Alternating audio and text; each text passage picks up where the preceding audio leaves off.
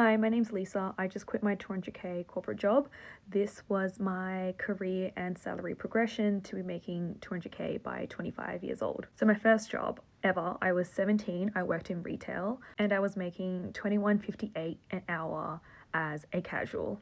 Obviously with casual loading, it would be different on weekends. Then my next job was also retail. I was 20 years old and I worked at Chanel where I got paid $26.76 an hour as a casual again, and I got paid a commission.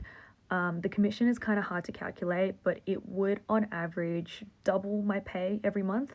So I was making, give or take, $50 an hour at that job. I have so many stories about working at Chanel. That place was crazy. That was my first taste of making commission and I was hooked. When I was 21, I got my first big girl job. I worked at a tech company, think global tech company, enterprise systems, European company, and I got paid $58,000 a year prorated.